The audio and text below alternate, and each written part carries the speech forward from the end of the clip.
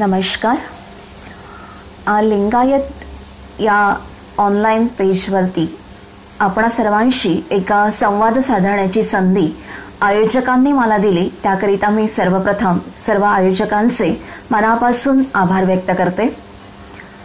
अत्यंत वेळेवरती या विषयाला ठेवण्याची भूमिका आयोजकांनी माझ्यासमोर ठेवलेली होती. म्हणजे मला सांगायलाही आनंद होईल की पुण्यनगरी या दैनिकामध्ये माझं जे एक सदर सुरू आहे, या सदराच्या अनुषंगानं ज्या इतिहासामध्ये कार्य केलेल्या ज्या अनेक स्त्रिया आहेत की ज्यांच्या कार्यकर्तृत्वानं खऱ्या अर्थानं समाज घडत गेला, अशा या समाज बांधणी करत असताना ज्या स्त्रियांनी आपले योगदान दिलेलं होतं, त्या स्त्रियांच्या कार्यकर्तृत्वाला या समाजासमोर ठेवण्याची एक भूमिका घेऊन, म्हणजे ही भूमिका यासाठी की या सगळ्या इतिहासाला घडवत असताना, ही समाजरचना घडवून आणत असताना त्यांचं कार्यकर्तृत्व मात्र उपेक्षित राहिलं गेलेलं होतं.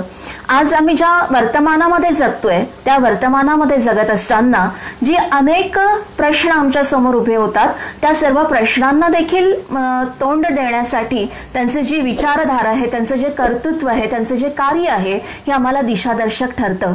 आणि म्हणूनच एका अर्थानं या सगळ्या स्त्रियांना मांडण्याचा प्रयत्न मी माझ्या लेखणीच्या माध्यमातून करत असते. योगायोगानं बुधवारी माझा पुण्यनगरीला जो गंगाभिकांवरती लेख आलेला आहे तो आयोजकांच्या वाचनामध्ये आलेला आहे आणि आयोजकांनी माझ्याशी संवाद साधला आणि त्यांनी जो काय एक महिनाभराचा हा संपूर्ण श्रावण महिनाभर जो अनेक विविध ज्या शरणींनी कार्य केलेलं होतं, त्या सगळ्यांना ठेवण्याचा जो प्रयत्न केला, त्या माध्यमातून एक गंगाभिका हे व्यक्तिमत्व सुटलेलं आहे याची जाणीव त्यांना झाली. आणि मग त्यांनी मला विनंती केली की आपण जर गंगाभिकेवरती बोललात तर त्या एक चांगली गोष्ट होईल, अशी त्यांची ती भूमिका होती. आणि त्यामुळे अगदी वेळेवर मग मलाही असं वाटायला लागलं की ज्या अर्थी ही व्यक्तिरेखा त्यातनं सुटली, पण समाजामध्ये आज जर त्या व्यक्तिरेखेचा विचार आपण केला तर अत्यंत मूलभूत असं संदेश देणारं हे व्यक्तिमत्व आहे की ज्या व्यक्तिमत्वानं समाजाला दिशा देण्याचं कार्य केलेलं दिसतं. तत्कालीन कालखंडामध्ये म्हणजे 12वे शतक जे आहे, हे 12वे शतक जेव्हा आपल्याला दिसतं, म्हणजे त्या कालखंडातली जर परिस्थिती पाहिली आणि ती परिस्थिती पाहिल्यानंतर आपल्याला असं लक्षात येतं की त्या कालखंडात ते जे कार्य गंगाभिकेनं केलेलं आहे, हे कार्य अत्यंत महत्वाचं होतं. आणि महत्वाचंच नव्हे तर ते अत्यंत धारिष्ट्याचं होतं. आजही आम्ही आधुनिक युगामध्ये वावरत असताना जेव्हा एखादं पाऊल धारिष्ट्यानं उचलण्याची आमच्याकडे वेळ येते, त्यावेळेस मात्र आम्ही कुठेतरी कुचकामी ठरतो, कुठेतरी माघार घेताना आमची पावलं आमची माघारतात. त्यावेळेस जी सक्षमता हवी, जी स्वनिर्णयाची भूमिका हवी, जी आत्मशक्ती हवी, ती कुठेतरी आमच्याजवळ नसते. पण त्याचा प्रत्यय मात्र आम्हाला गंगाभिकेमध्ये येतो. आणि अशी ही जी गंगाभिका आहे की जिनं खऱ्या अर्थानं जगण्याचं एक सामर्थ्य किंवा जगण्याची भूमिका, म्हणजे कर्तव्यनिष्ठेची समिधा मी जिला म्हटलेलं आहे, अशी ही कर्तव्यनिष्ठेची समिधा म्हणजे गंगाभिका आहे की कर्तव्य पार पाडत असताना जगण्याचं एक उद्दिष्ट कर्तव्यातून कसं साध्य होत जातं, ही एक अनुभूती, ही एक जाणीव, ही एक म्हणजे भूमिका घेऊन जगणारी ही गंगाभिका मात्र, म्हणजे हे शरण साहित्य असू देत किंवा संपूर्ण हा जो बसेश्वर साहित्याचा प्रवास आपल्याला दिसतो, यामध्ये मात्र उपेक्षित राहिलेला दिसतं. तिच्या कार्यकर्तृत्वानी, म्हणजे मी तर असं म्हणेल की हे कार्यकर्तृत्व गाजवत असताना तिने जी भूमिका स्वीकारलेली होती, तर महात्मा बसवेश्वरांना तिच्या या सगळ्या कर्तृत्वाला एक वीरत्वाची झळाळी त्यांच्यामध्ये, म्हणजे मी असं म्हणते की महात्मा बसवेश्वरांच्या कर्तृत्वाला एक वीरत्वाची झळाळी जर कोणामुळे लाभलेली असेल तर ती गंगाभिकेमुळे लाभलेली आहे. नीलांबिका आपण सगळेजण जाणतो. नीलांबिका ही महात्मा बसवेश्वरांच्या विचारांचा वारसा घेऊन समोर जाणारी स्त्री होती, पण गंगाभिका ही त्यांच्या आचाराचा वारसा घेऊन जाणारी स्त्री होती.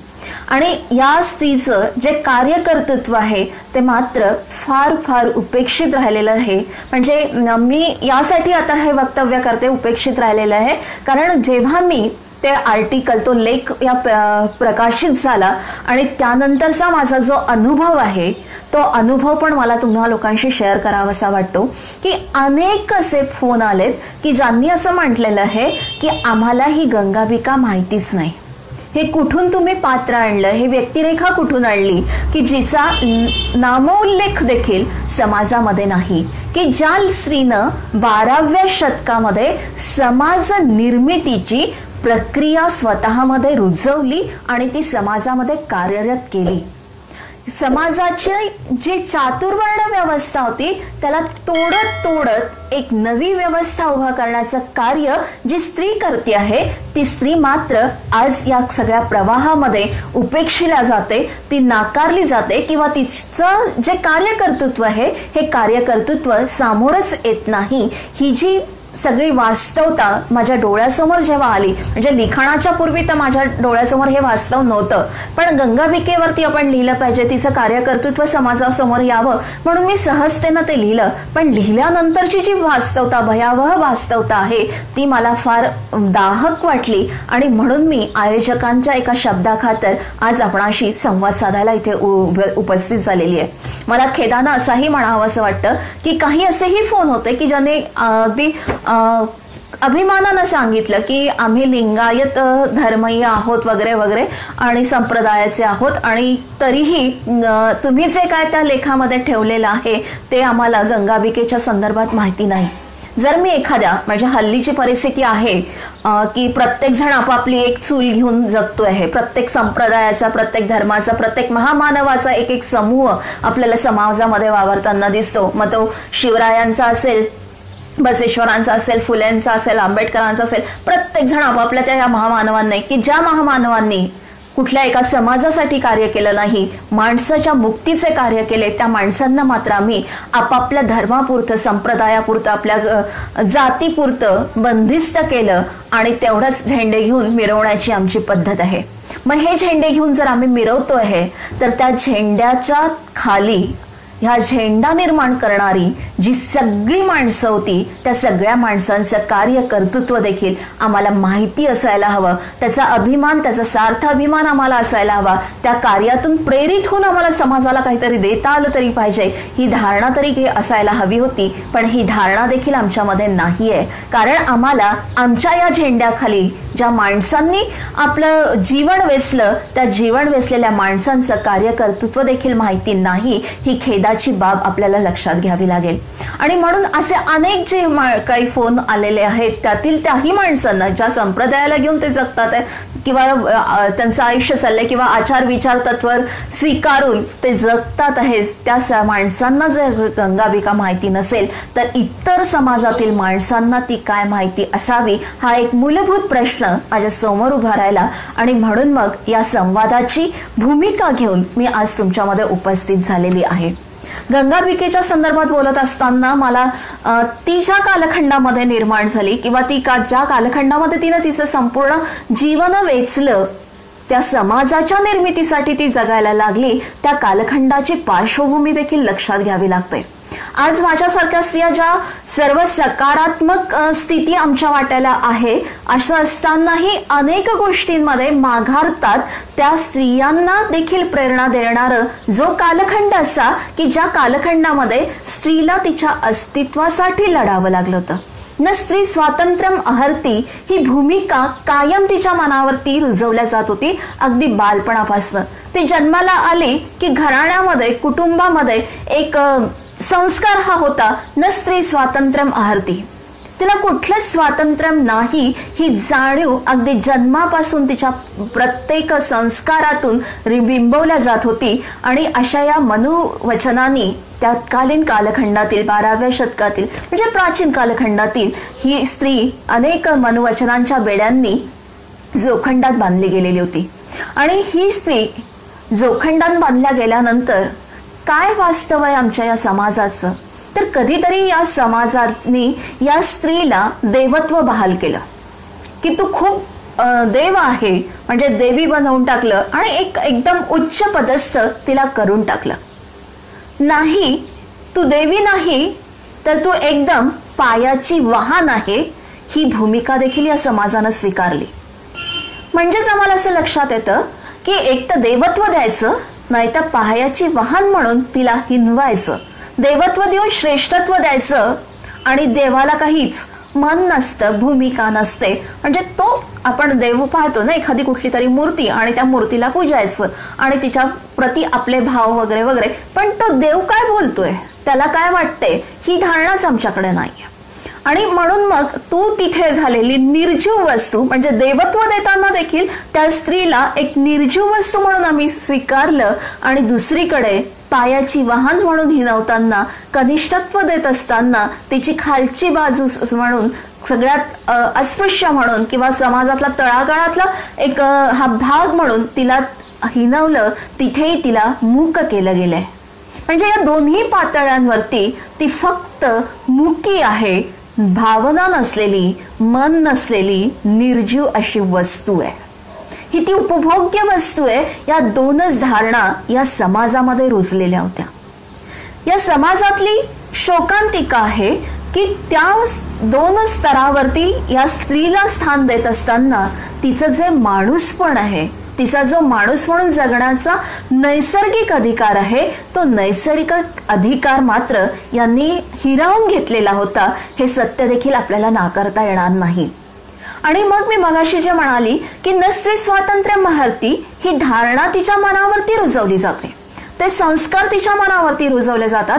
बाई ग, तुला कुठल्याही गोष्टीचं स्वातंत्र्य नाही, आम्ही जे म्हणणार त्या पद्धतीनं तू जगली पाहिजे, ही भूमिका घेऊन जेव्हा तिला जगावं लागतं तेव्हा मात्र तिचं माणूसपण हिरावलं जातं. आणि हे माणूसपण हिरवल्या गेल्यानंतर मग त्या स्त्रीच्या मनावरती, मी मगापासून म्हणते की संस्कार संस्कार संस्कार, हे संस्कार जगण्याचे संदर्भ घेऊन आलेला असतो. आणि अशा या संस्कारातला एक महत्वाचा संस्कार पण मी सांगते, तो स्त्रीच्या संदर्भात फार महत्वाचा मानला जातो की स्त्री ही पतिव्रता असावी.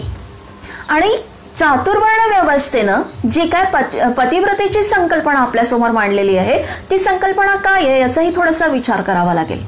तर चातुर्वर्ण व्यवस्थेनं आमच्यासमोर पतिव्रतेची संकल्पना अशी मांडली की जी नवऱ्याने जे म्हटलं ती पूर्व दिशा, जी स्त्री मान्य करेल ती पतिव्रता. नवऱ्याने लाताडलं तरी त्याला स्वीकारणारी स्त्री म्हणजे पतिव्रता. त्यानं जे म्हटलं म्हणजे त्याचा शब्द हा तिच्यासाठी शेवटचा आणि त्याच्या शब्दाच्या पार न जाणं, ही स्त्री पतिव्रतेची संकल्पना तत्कालीन कालखंडामध्ये अगदी बालपणापासून स्त्रीच्या मनावरती बिंबवल्या जात होती. मग केवळ नवराच नव्हता हे पण लक्षात घ्या. मग तिथे भाऊ आला, पती आला, वडील आलेत आणि या सगळ्यांनी म्हणजे पुरुषांनी जे काय म्हटलं तो शेवटचा शब्द असतो.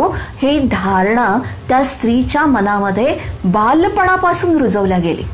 आणि मग तिलाही त्या सगळ्या गोष्टींची इतकी सवय होऊन जाते की ती त्याच धारणेनं जगायला लागते की नाही, भावानी म्हटलं त्याच्या पलीकडे नाही जायचं, बाबांनी म्हटलं त्याच्या पलीकडे नाही जायचं, नवऱ्याने म्हटलं त्याच्या पलीकडे नाही जायचं. हीच जीवनाची वास्तवता आहे. यांचे शब्द म्हणजे सरते शेवटीचा शब्द आहे. आणि त्या शब्दांसाठी मग जीवाचा बाजी जरी लावावी लागली ना, तरी ती लावण्याची मानसिकता निर्माण झालेली स्त्री या समाजामध्ये होती, आहे पण. आणि अशी ही पतिव्रतेची संकल्पना घेऊन या समाजातल्या स्त्रिया जगत होत्या. मला आनंदानं सांगावंसं वाटतं, पण काही स्त्रिया मात्र याच्यापेक्षा फार वेगळ्या होत्या. त्यातली ही माझी गंगाबिका. काय होत्या या वेगळ्या स्त्रिया? ही जी परंपरेनं, चातुर्वर्ण व्यवस्थेनं जी पतिव्रतेची संकल्पना समाजामध्ये रुजवलेली होती, त्या संकल्पनेपेक्षा वेगळी संकल्पना निर्माण करणाऱ्या काही विदुषी होत्या. आणि त्या विदुषी मध्ये ही गंगाबिका येते. काय केलं या विदुषींनी?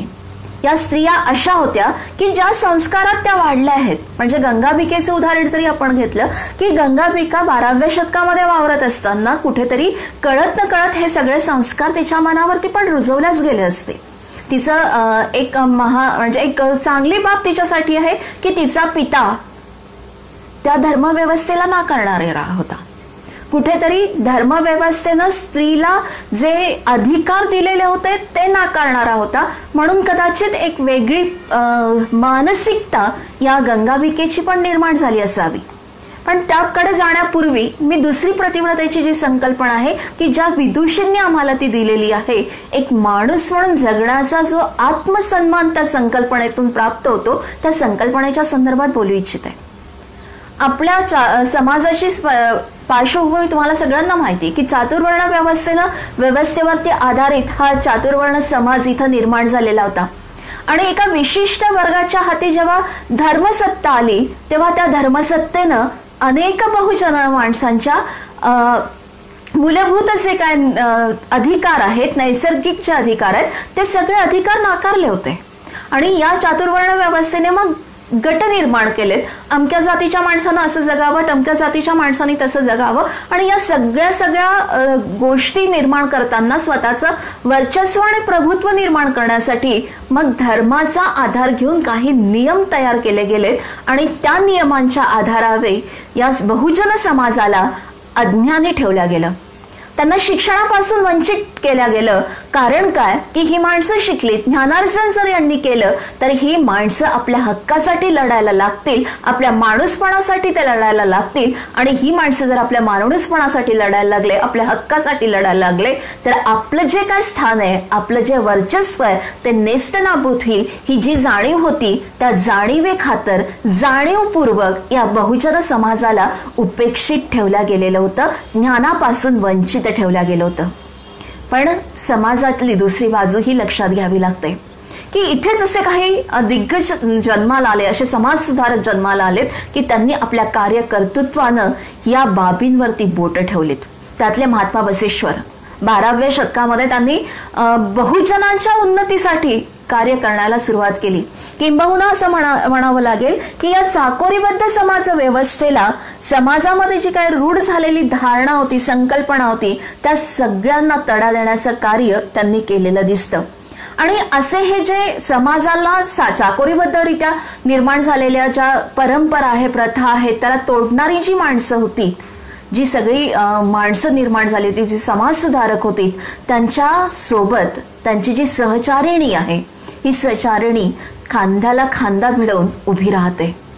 त्या सगळ्या मानवमुक्तीचा जो काय संग्राम त्या माणसांनी उभा केलेला होता, त्या संग्रामाचा एक घटक होऊन ती जेव्हा कार्य करते, माणूस म्हणून ती स्वतःला जेव्हा स्वतःला प्रेझेंट करते, स्वतःला ती अस्तित्व स्वतःचं दाखवते आणि केवळ स्वतःचं नाही तर या समाजाला देखील माणूस म्हणून जगण्याचं सामर्थ्य देण्यासाठी ती जेव्हा उभी राहते, हा जो सहचारिणीचा जी संकल्पना आहे, म्हणजे पूर्वी जी प्रतिव्रतेची जी संकल्पना आहे ती संकल्पना आपण पाहिली की नवरा असा म्हटलेलं किंवा भावानी म्हटलेलं, पुरुषांनी म्हटलं ते स्वीकारण्याची भूमिका म्हणजे प्रतिव्रतेची भूमिका, ही जी काय भूमिका होती हिला नाकारत या विदुषींनी स्वतःचा पती ज्या कार्यासाठी समर्पित जीवन जगतो, त्या कार्यासाठी स्वतःच्या जीवनाला समर्पित करण्याची भूमिका म्हणजे प्रतिव्रतेची संकल्पना आहे.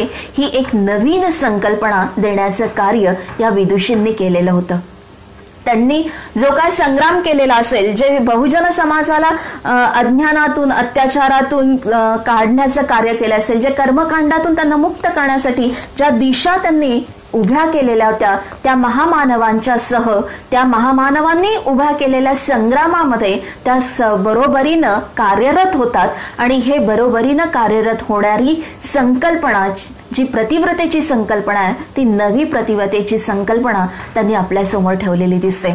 अशा अनेक स्त्रिया आहेत, त्यांचा उल्लेख आपल्याला करता येईल. अगदी मी माझ्या जिजाऊंपासून त्याचा उल्लेख करेल की जिजाऊ असू देत, रमाई असू देत, सावित्री असू देत, या सगळ्या जणी या कर्तव्यनिष्ठेच्या समिधा आहेत.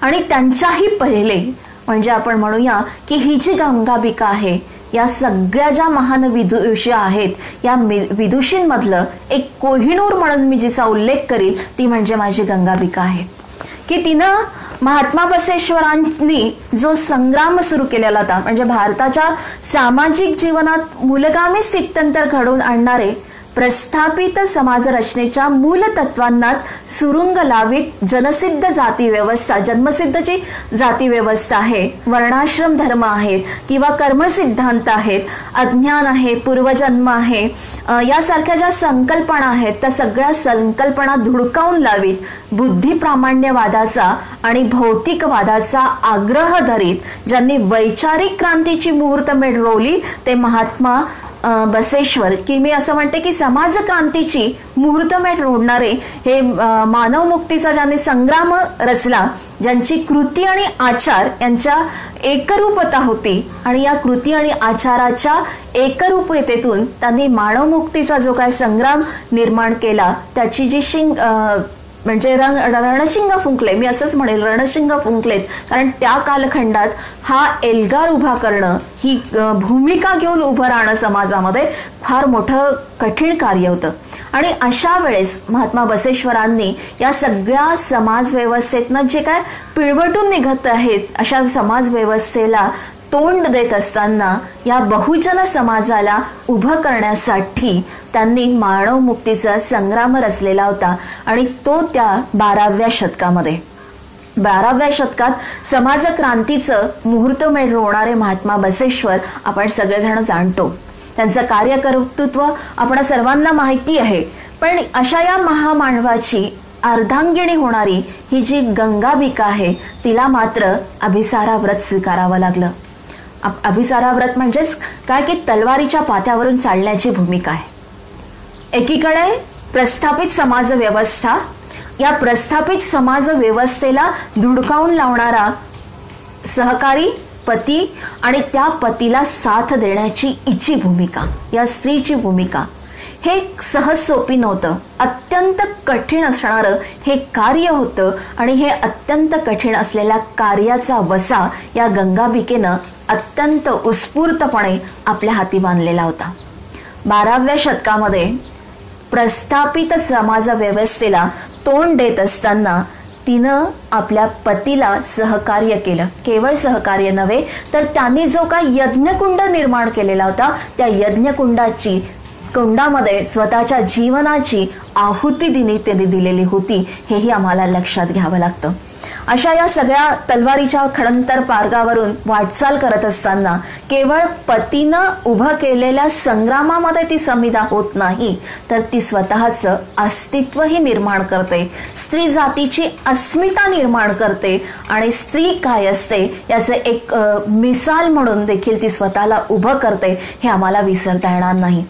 ही जी तिची भूमिका आहे ही भूमिका आम्हाला लक्षात घ्यावी लागेल की संपूर्ण जो समाज आहे म्हणजे महात्मा बसेश्वरांनी त्या कालखंडामध्ये जे कार्य उभारलेलं होतं त्या कार्यामध्ये कोणाचा त्यांना सहभाग जो आहे म्हणजे प्रस्थापित समाजानं त्यांना काही उचलून धरलेलं नव्हतं. अत्यंत प्रचंड विरोध त्यांना त्या प्रस्थापित समाज व्यवस्थेचा स्वीकारावा लागलेला होता आणि ते सगळं स्वीकारत असताना मग कुटुंब असेल किंवा समाज असेल, राजसत्ता असेल, धर्मसत्ता असेल, या सर्वांच्या विरोधात जाऊन उभं राहायचं होतं.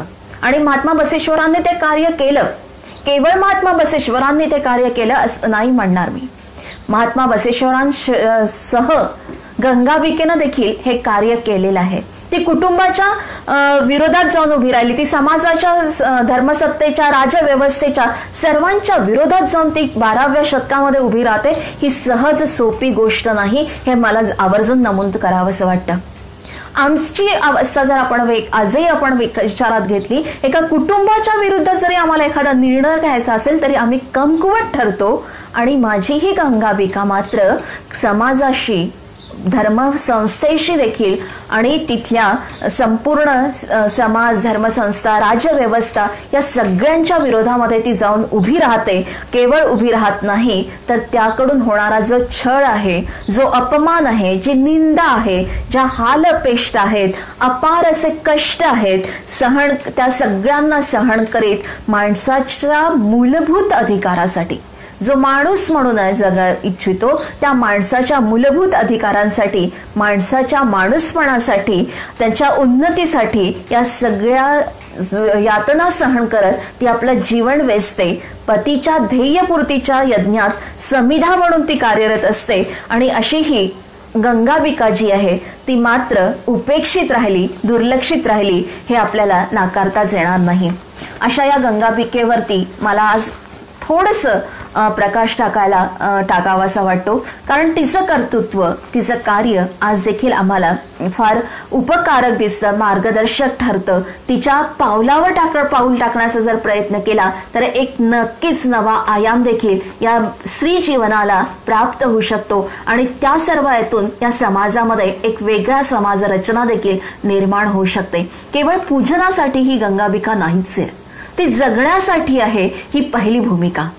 कारण काय, मी आत्ताच माझे उल्लेख केलेला होता की कुटुंब व्यवस्थेला, समाज व्यवस्थेला, धर्म व्यवस्थेला आणि राज्य व्यवस्थेला नाकारून त्यांनी केलेल्या छळाला, अन्यायाला, अत्याचाराला तिनं धुडकावून लावलं आणि स्वतःला उभं केलं. हे उभं करणं आमच्या सक्षमीकरणाचं पहिलं पाऊल आहे.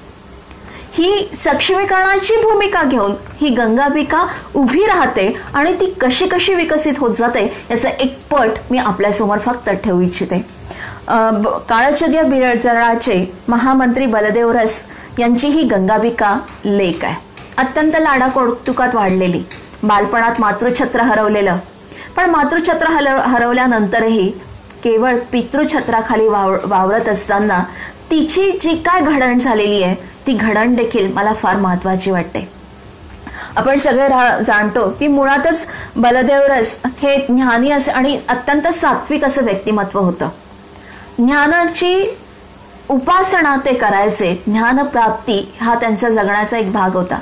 आणि या धर्मव्यवस्थेनं बहुजन समाजाला आणि विशेषतः स्त्रियांना जे ज्ञान नाकारलेलं होतं त्याचा त्यांनी देखील विचार म्हणजे धिक्कार केलेला होता. त्यांना ही जी परंपरागत जे धर्मशास्त्र आहे हे परंपरागत धर्मशास्त्र त्यांना मान्य नव्हतं. त्या परंपरागत धर्मशास्त्राला त्यांनी नाकारलं होतं.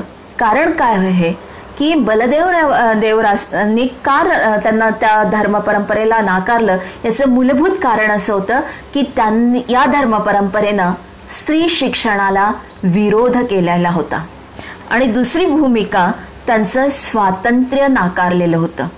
आणि या दोन्हीही भूमिका बलदेव रसांना मान्य नव्हत्या आणि म्हणून त्यांनी या प्रस्थापित समाज व्यवस्थेला नाकारलेला आहे की जी धर्मव्यवस्था स्त्री शिक्षणाला नकार देते, स्त्री समतेला नकार देते, ती प्रस्थापित समाज धर्मव्यवस्था नाकारलीच गेली पाहिजे, त्या विरोधात उभं राहिलं पाहिजे, ही त्यांची भूमिका होती.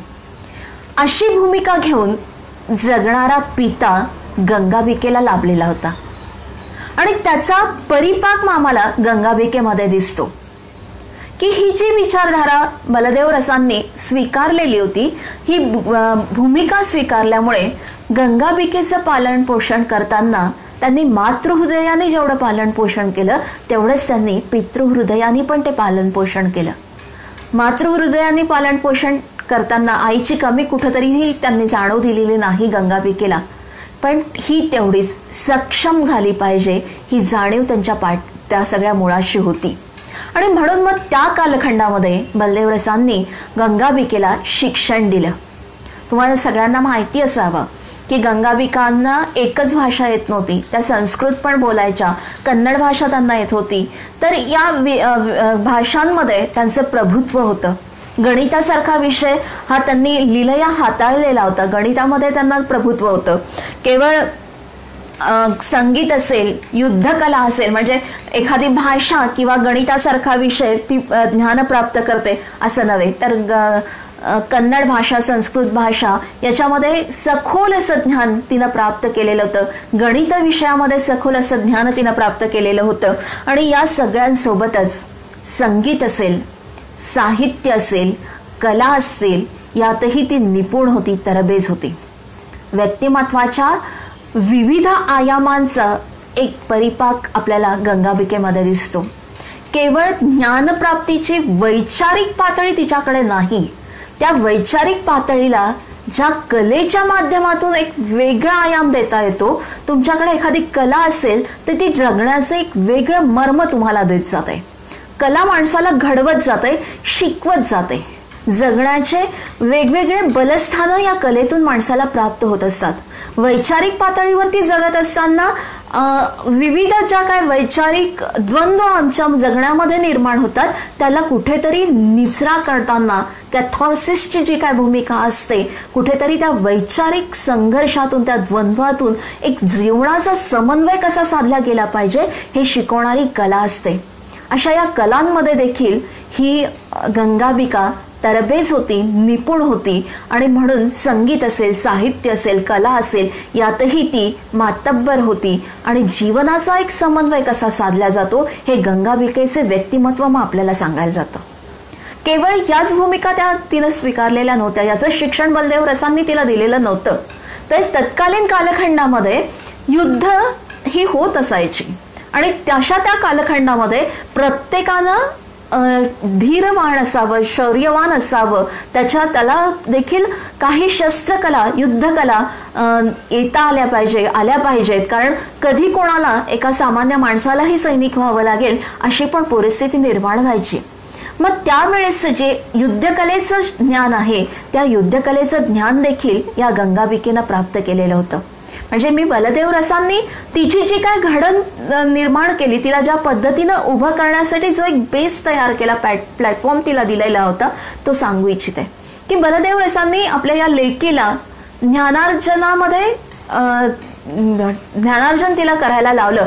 संगीत हे विद्या म्हणजे संगीत, कला, संस्कृती आणि गणित या सगळ्या विषयांना तिनं अभ्यासलं, त्यातला सखोल असं ज्ञान तिनं प्राप्त केलं. पण त्याचसोबत व्यावहारिकदृष्ट्या जगण्यासाठी जी काय युद्धकला आवश्यक होती ती देखील त्यांनी तिला शिकवली. त्या युद्धकलेमध्ये देखील ती निपुण झाली आणि या सगळ्या गोष्टी तिनं स्वीकारल्या. पण स्त्री जीवनाचा पुन्हा एक अंग असतं, ते अपरिहार्य अंग आहे. ते पण म्हणजे सातत्यानं सांगितलं जातं की ती भूमिका किंवा ते कार्य स्त्रीचं असतं, म्हणजे ते म्हणजे स्वयंपाक, निपुणता, अन्न पदार्थ बनवण्याची निपुणता, म्हणजे गृहकृत्यामध्ये दक्षता जर म्हटलं जातं, जी सुंदर पद्धतीने स्वयंपाक वगैरे करू शकते अशी स्त्री ही म्हणजे चांगली किंवा चांगली स्त्री असते, असं जे काही संदर्भ असतात त्या पद्धतीनं. म्हणजे तत्कालीन कालखंडामध्ये किंवा आजच्याही कालखंडामध्ये आपण घेतलं तर स्त्री जीवनाचा स्वयंपाक येणं हा एक अपरिहार्य घटक आहे, अलिखित असा तो नियम देखील आहे, हे पण आपण लक्षात घेऊया. आणि म्हणून देवरासांनी तिला त्याही कृतीमध्ये, त्याही अंगानं अपुरं ठेवलेलं नव्हतं, त्यांनी त्यातही तिला निपुण केलेलं होतं. म्हणून पाककलेची सिद्धहस्तता देखील या गंगाबिकेमध्ये होती असं मला आवर्जून सांगावं असं वाटेल. म्हणजे लक्षात घ्या, गंगाबिकेचं व्यक्तिमत्व जेव्हा आपण लक्षात घेतो ना तेव्हा हे सगळे पैलू दिसतात. वैचारिक अंगानं परिपक्व असलेली, कलेच्या अनुषंगानं परिपक्व असलेली, गृहकृत्यासाठी, गृहकार्यासाठी जी दक्षता हवी, पाककलेची जी सिद्धता हवी, त्या पाककलेमध्येही निपुणता तिला होतीच. आणि वेळ पडली तर, संघर्ष करावा लागला तर, युद्धात उतरावं लागलं तर शस्त्रविद्या देखील तिच्याजवळ होती. म्हणजे असं जगण्याचा कुठला पैलू तिच्याकडे नव्हता हो. या प्रत्येक पैलूला तिनं आत्मसात केलेलं होतं. आणि तिचं गंगाबिकेचं जे जीवन आहे या पैलूला केवळ आत्मसात करणंच नव्हे तर त्याला जेव्हा जेव्हा वेळ आली तेव्हा प्रत्यक्षामध्ये उतरवण्याचं कार्य केलं. केवळ स्वतःच्या जीवनाला तिला त्या माध्यमातून आयाम दिलेला नाही, तर त्या कालखंडामध्ये तिच्यासह ज्या अनेक उपेक्षित संपूर्ण महिला जगत होत्या, ज्या बहुजन समाजातल्या महिला जगत होत्या की ज्यांना आत्मसन्मान नव्हता, ज्यांच्याजवळ आत्मनिर्भरता नव्हती, ज्यांच्याजवळ आत्मभान नव्हतं, ज्यांच्याजवळ आत्मअस्मिता नव्हती, ज्यांना स्वतःची ओळखही नव्हती, अशा स्त्रियांना तिनं अस्मिता दिली, स्वतःची ओळख दिली, स्वतःचं आत्मभान दिलं, स्वतःच्या सक्षमीकरणाच्या जाणीवा दिल्यात, स्वतःच्या जगण्याचं बळ दिलं, आत्मबळ दिलं. आणि हे जे आहे हे खऱ्या अर्थानं गंगाबिकेचं वैशिष्ट्य आहे, हे तिचं मोठेपण आहे, हे आम्हाला नाकारताच येणार नाही. केवळ कदाचित त्या सगळ्या ज्ञानाची प्राप्ती करून स्वतःचं सुख संपन्न आयुष्य ती जगली असती ना तर ती गंगाबिकाच नसती. ती जगली ती तत्कालीन कालखंडातल्या स्त्रियांसाठी नव्हे, आजच्याही स्त्रीला एक मार्ग दाखवण्यासाठी तिनं आपलं जीवन वेचलंय, हे मला प्रामुख्यानं नोंदवावं असं वाटेल. या सगळ्या कलांचा उल्लेख मी यासाठी केलेला की त्या प्रत्येक टप्प्यावरती तिनं त्याचा वापर समाज बांधणीसाठी केलेला आहे, हे नाकारता येणार नाही. याचा हा जो प्रवाह आहे, म्हणजे बालपणामध्ये जे सगळं तिनं प्राप्त केलेलं होतं, जे ज्ञान तिनं प्राप्त केलेलं होतं, त्या ज्ञानाचा वापर कधी सुरू होतो की जेव्हा ती बसवेश्वरांशी तिचा विवाह होतो. आणि इथे मी एक वाक्य आवर्जून बोलेल की 2 शरीर एक मन होऊन कार्य करतं, की 2 शरीरातील एका मनाचा प्रवास म्हणजे महात्मा बसवेश्वर आणि गंगाबिकेचा विवाह होता, हे आपल्याला लक्षात घ्यावं लागेल. कारण मी मघाशी पण उल्लेख केला की गंगाबिका ही महात्मा बसवेश्वरांच्या आचारांचा वारसा आहे, कृतीचा वारसा आहे. आणि म्हणून ही 2 शरीर असेल, कृती शेवटी ही मनातून होते. ज्यावेळेस तुमचं मन, तुमचं मस्तक एखादी कमांड देतं, सूचना करतं, तेव्हा कुठली तरी ती कृती घडते. म्हणून ही जी कृतिशीलता आहे, ही कृतिशीलता या 2 शरीरातील एका मनानं निर्माण झालेली ही जी एकरूपता आहे, त्या एकरूपतेमधून आपल्याला दिसून येते. बहुजणांच्या स्त्रियांच्या उत्थानासाठी शिक्षणाचं शस्त्र मला ते महात्मा बसवेश्वरांनी तत्कालीन कालखंडामध्ये उगारलेलं होतं. त्यांनी ते निर्माण करण्यासाठी बहुजनातील संपूर्ण बहुजन समाजच खऱ्या अर्थानं शिक्षणापासून वंचित होता. आणि या बहुजन समाजाला शिक्षण देण्यासाठी महात्मा बसवेश्वरांनी 12व्या कालखंडामध्ये, 12व्या शतकाच्या कालखंडामध्ये अनुभव मंटपाची जी संकल्पना प्रत्यक्षात उतरवली, ती फार मौलिक अशी संकल्पना आहे. आजच्या आमच्या शिक्षण पद्धतीचा विचार जेव्हा आपण करतो तेव्हा त्या शिक्षण पद्धतीला किती म्हणजे आजची जी काही शिक्षण पद्धती आहे किती कुचकामी आहे याची सातत्यानं आपल्याला जाणीव होते. आम्ही डिग्र्या घेतल्या पण आमच्याकडे रोजगार नाही.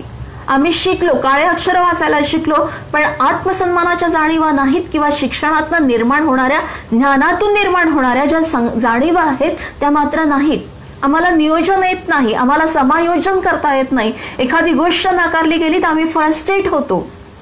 हे सगळं आमच्या शिक्षणानं आम्हाला दिलंच नाही. ही आमच्या शिक्षणाची विकलांगता आहे. जी आधुनिक युगातली शिक्षण प्रणाली आहे ती शिक्षण प्रणाली आधुनिकतेचे तत्व आम्हाला देऊ शकत नाही. पण 12व्या शतकाच्या कालखंडामध्ये जी अनुभव मंडपाची संकल्पना महात्मा बसवेश्वरांनी मांडलेली होती, ती संकल्पना मात्र जगण्याचं बळ देणारी संकल्पना होती. ती संकल्पना इतकी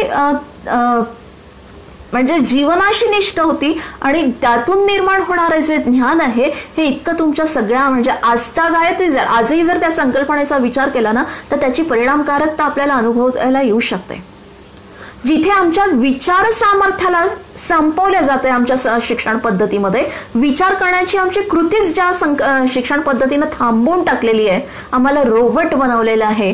असं म्हणजे असं 2 4च होतात, आम्हाच्या डोक्यात 5 का होत नाही हा प्रश्नच उभा होत नाही. म्हणजे विचार करण्याची प्रक्रिया जिथं आमची थांबवलेली आमच्या प्रक्रियेनं शिक्षण प्रणालीला, ती शिक्षण प्रणाली अनुभव मंडपातली जर आपण अनुभवली असेल, माहिती असेल आपल्याला, वाचनात आपल्या असेल, तर तुम्हाला लक्षात येईल की माणसाच्या विचार प्रक्रियेला चालना देणारी ती शिक्षण पद्धती होती. त्याची प्रक्रिया आपण सगळे जाणत असाल की सगळ्या दिवसभरमध्ये एखाद्या कुठल्या तरी विषयावरती चर्चा व्हायची, विविधांगी चर्चा. 10 माणसं आहेत तर 10 अंगानं ती चर्चा होत होती. त्याच्यावरती येणारे प्रश्न, वादविवाद, चर्चा, या सगळ्यातून जेव्हा तावून सलाखून एखादं तत्व बाहेर पडायचं आणि मग ते तत्व जगण्यासाठी स्वीकारलं जायचं, ते तत्व अनुभवासाठी स्वीकारलं जायचं, ते तत्व वैचारिकतेसाठी स्वीकारलं जायचं. ही जी विचार करण्याची प्रक्रिया आहे की जी शिक्षणातून निर्माण होते, ज्ञानातून निर्माण होते, ती विचार प्रक्रिया अनुभव मंडपातून महात्मा बसवेश्वरांनी या समाजामध्ये रुजवलेली होती. कोणत्या समाजामध्ये? हो, की ज्या समाजाला ज्ञानापासून वंचित केला गेलेलं होतं त्या बहुजन समाजाला ज्ञान देण्यासाठी अनुभव मंडप निर्माण केलेला होता. जेव्हा महात्मा बसवेश्वरांनी ही अनुभव मंडपाची संकल्पना राबवायला सुरुवात केली त्यावेळेस संपूर्ण देशभरातून विविध जातीतली स्त्री आणि पुरुष इथे येत होती. का यायची? कारण त्या अनुभव मंटपामध्ये कुणालाही ज्ञानार्जन करण्याची मुक्तता होती, स्वातंत्र्य होतं. हे पण त्याचं बळ लक्षात घ्या. म्हणून संपूर्ण देशातनं विविध स्तरातून विविध जातीतून इथे माणसं ज्ञान अर्जन करायला यायची. आणि हे ज्ञान अर्जन करत असताना त्यातनं जे काय विचार येत असतील त्यांचा स्वीकार करून ती माणसं उभी राहत होती.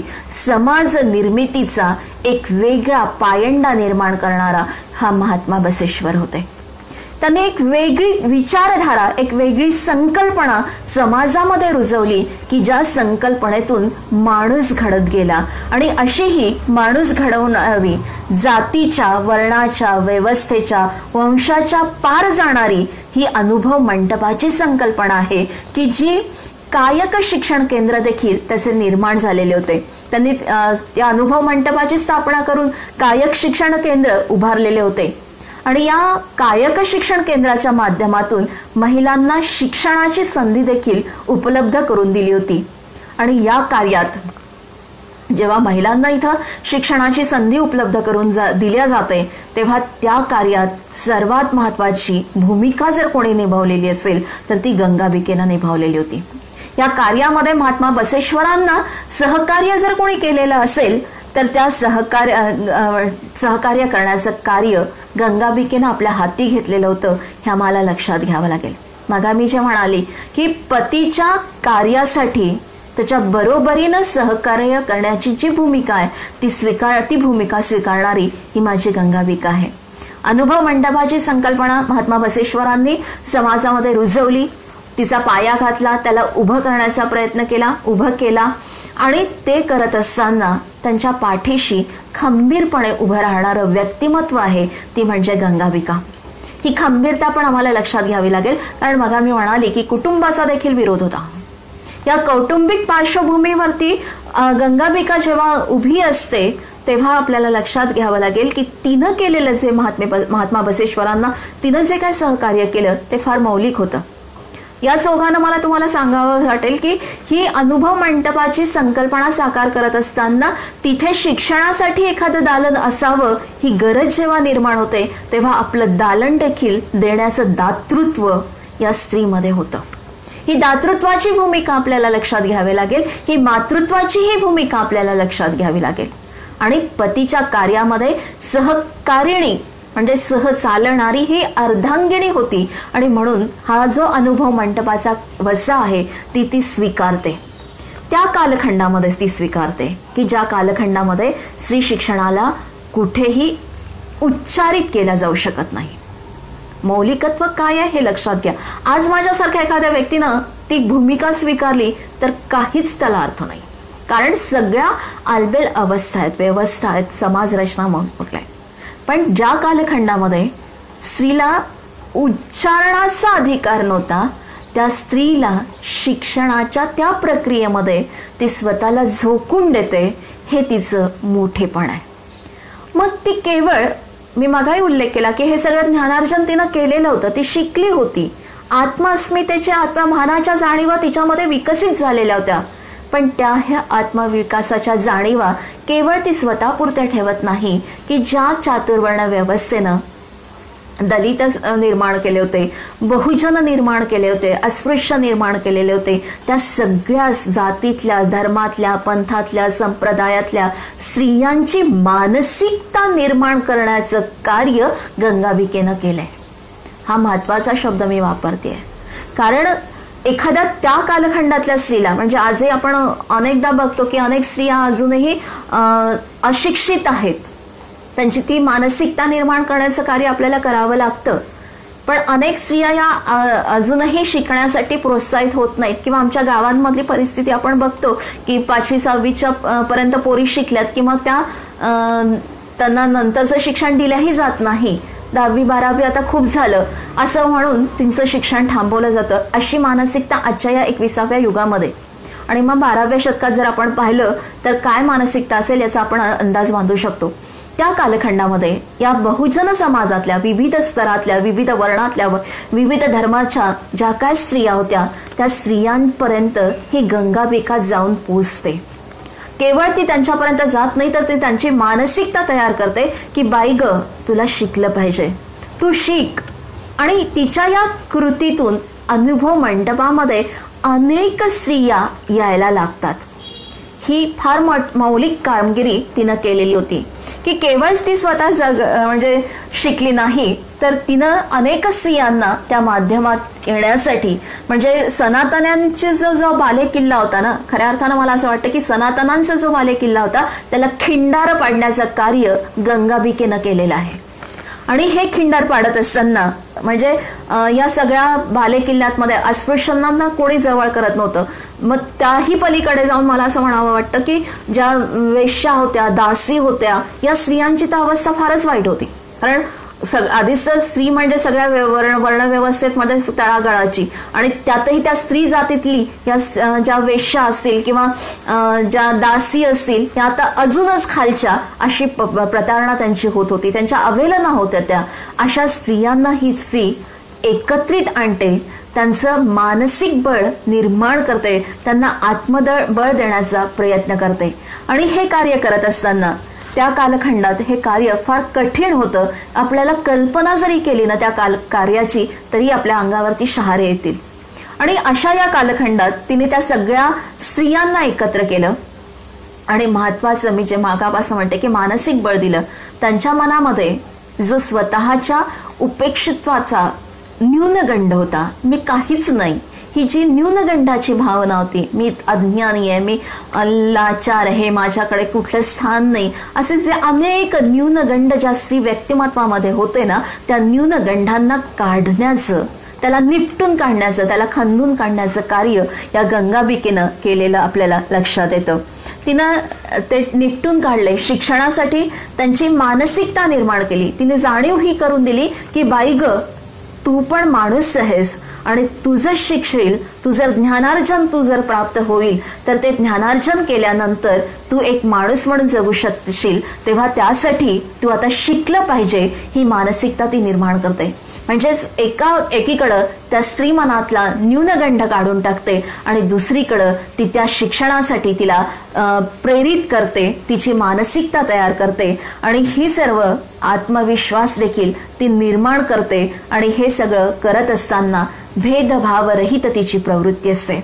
ती एका विशिष्ट वर्णीय जातीतल्या, विशिष्ट वर्ण संप्रदायातली स्त्रीसाठी हे कार्य करत नाही, तर समुच्च ज्या स्त्रिया आहेत, जी स्त्री जात आहे, त्या स्त्री जातीसाठी ती हे कार्य करते. आणि म्हणून मग आपल्याला असं लक्षात येतं की महात्मा बसवेश्वरांनी जो अनुभव मंडपाची संकल्पना मांडलेली होती, त्या अनुभव मंडपाच्या संकल्पनेमध्ये विविध जातीतल्या, विविध पंथातल्या सगळ्या स्त्रिया आल्यात आणि त्या शिकल्यात. आणि त्यातून म्हणून मग मी असं म्हणते की गंगाबिका अनुभव मंडपातून ती शिकवायला लागली. त्या स्त्रियांना ती शिकवत पण होती. तिच्याकडे जे काय सगळं ज्ञान होतं, ते ज्ञान अनुभव मंडपाच्या माध्यमातून देण्याचा ती प्रयत्न करत होती. ती सगळ्या स्त्रियांना शिकवत होती. आणि याच अनुषंगानं गंगाबिकाच्या त्यागातून आणि सहभागातून त्या कालखंडात 34 स्त्रियांनी शिक्षित होऊन साहित्याची निर्मिती केली.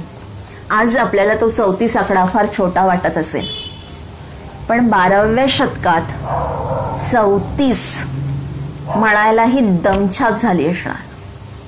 हे सत्य आहे, वास्तव आहे.